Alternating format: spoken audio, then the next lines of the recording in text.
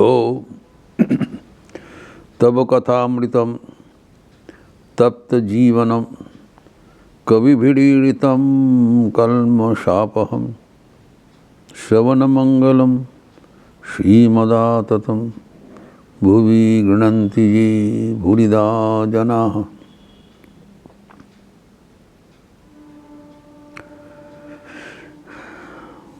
भगवान वेदव्यास का चर्चा हो रहा था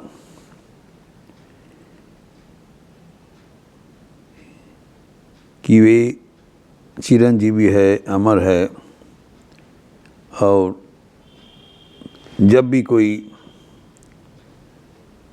पुकारते हैं वो हाजिर हो जाते हैं।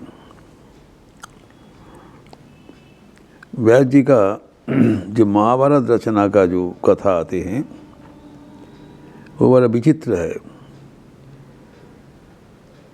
क्योंकि महाभारत जिसको पंचम वेद कहलाता है वो स्वयं व्यास जी का रचना है। लेकिन उन्होंने बोलते गए और गणेश जी लिखते गए।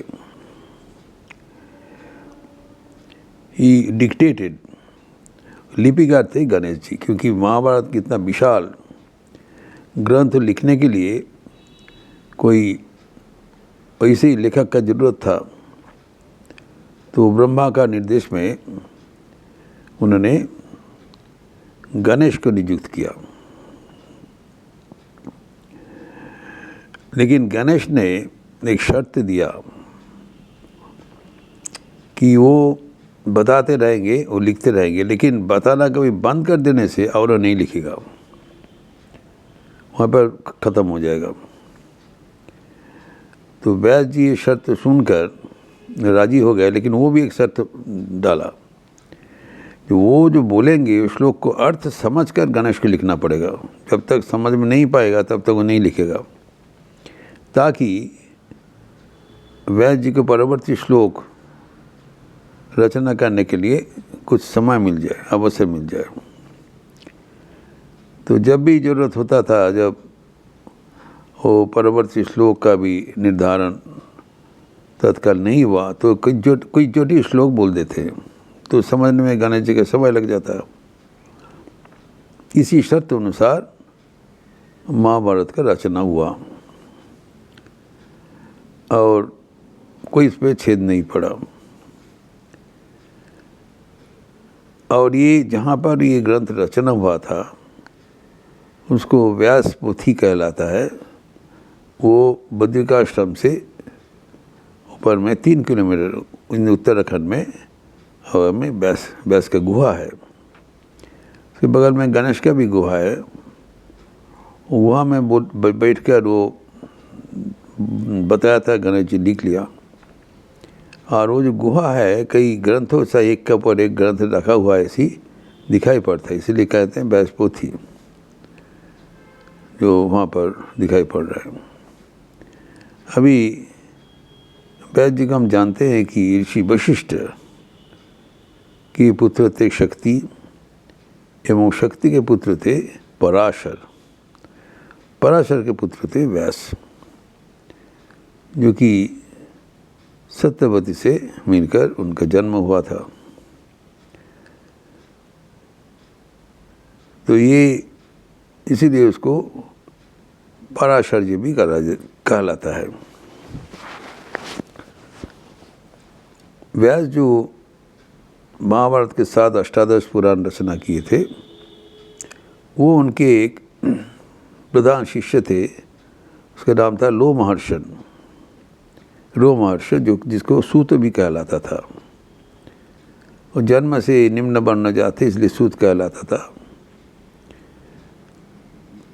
तो वेद व्यास उनको अष्टादश पुराण वो सुनाया, सिखाया। वो नवी शरण में जाके वो लोमहर्षि थे सूत, वो परवर्ती काल में प्रचार प्रसार के लिए 88,000 ऋषियों को सुनाया एवं प्रचार प्रसार किया। जो व्यास का जो रचित इतने पुराने हैं, सब पुराण को उन्होंने नैमिषारण्य में 88,000 ऋषियों को सुना के उसका प्रचार प्रसार किया बहुत ही व्यापक रूप से। तो उसको जो वाचन भंगी था इतने चित्ताकर्षक था कि रोंगट खड़ा हो जाता था, इसीलिए कहता है रोमहर्षा ये लोमहर्षण। इसका वाचन भंगी वाचन शैली इतना अच्छा था। तो ये रोमहर्षण का बात हुआ था। अभी व्यास जी का जो उसमें जो रोमहर्षण उधर विभिन्न प्रकार का ऋषियों बात सुनाते हुए इसका बेहद प्रचार प्रसार किया।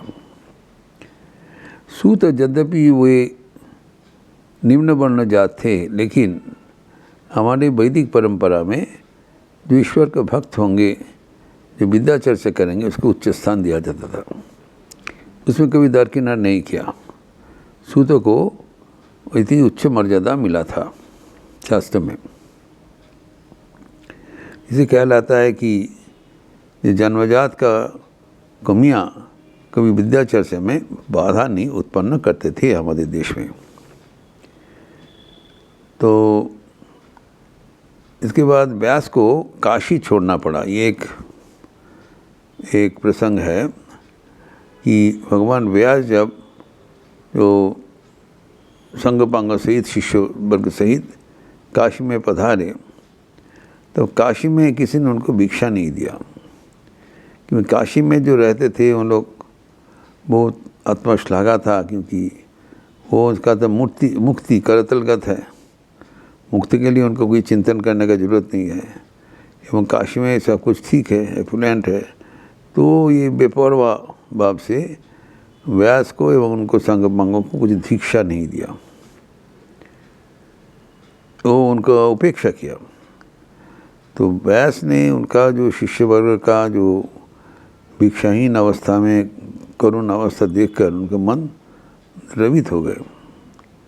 उन्होंने इनको ये काशी में जो रहने वाले हैं, कितना घमंड हो गया कि उन लोग तो जानते थे हमारा मुक्ति होगा ही, तो इसलिए उन लोग किसी को कोई परवाह नहीं करते थे, घमंड से चूर हो दिया।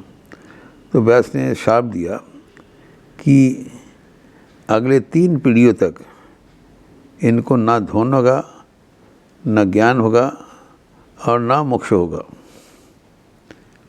इन्हें शाप देके वो चले गए, लेकिन उन्हें कोई भिक्षा नहीं मिला।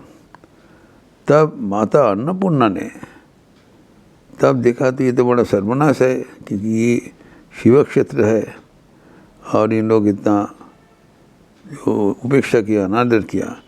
तो माता अन्नपूर्णा स्वयं अभिभूत होकर उनको प्रसाद खिलाया। तो प्रसाद खिलाया ताकि वो उसका अंगहानि ना हो। तो प्रसाद के बाद उन्होंने गणेश को भेज दिया उनको शांत करने के लिए। तो गणेश ने उनको शांत किया। तब वो फिर माँ भगवती उनको प्रसाद का बंदोबस्त किया। तब उनका क्रोध शांत हुआ।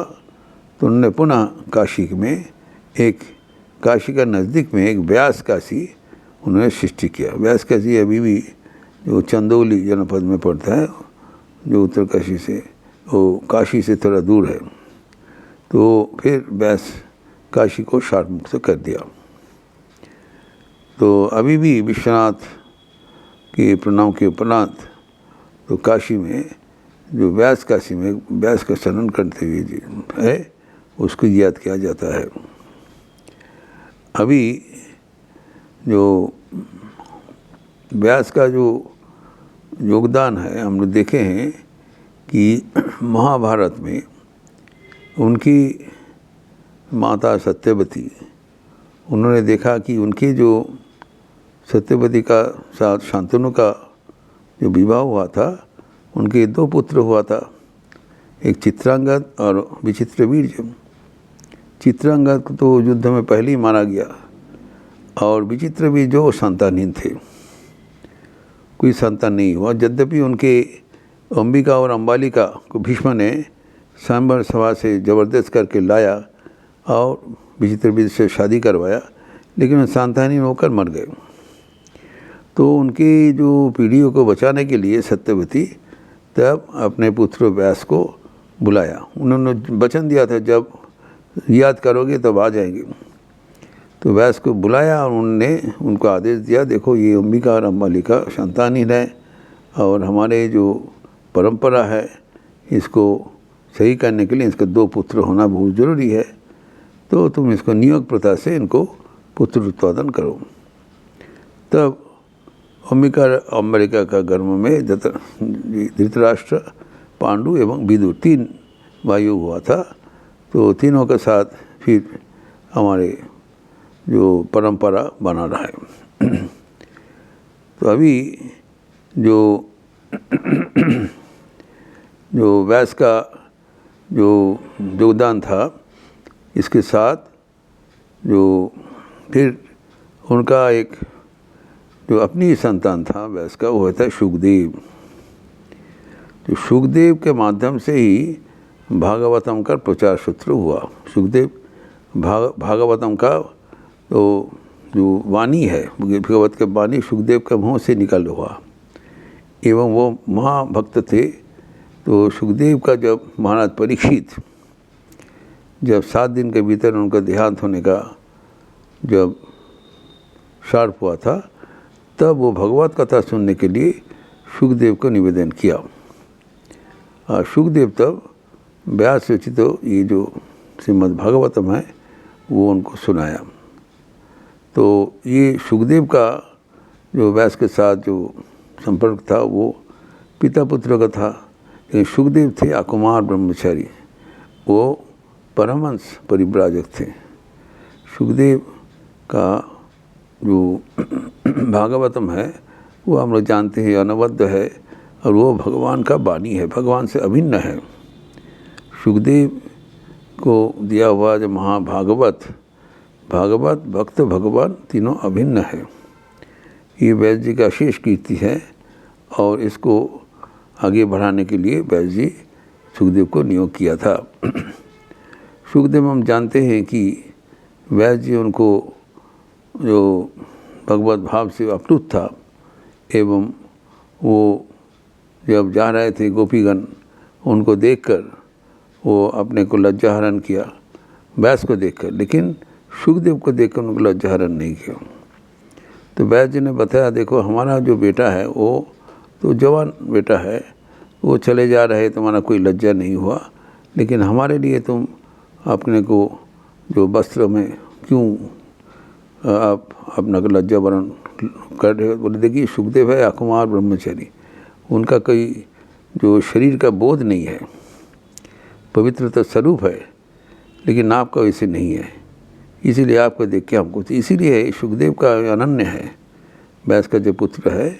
तो ये जो व्यास जी का जो योगदान है वो हमारे लिए सर्वदा सदैव वो प्रेरणा का स्रोत है। इस व्यास जी एक हमारे 24 अवतार में अन्यतम है, कला अवतार है। इसके बारे में हम लोग चर्चा किया और अगले दिन और दूसरा भी अवतार का बात करेंगे। आप जो ये प्रसंग बहुत ही पावन प्रसंग है। ओम शांति शांति शांति। हरि ओम तत्सत।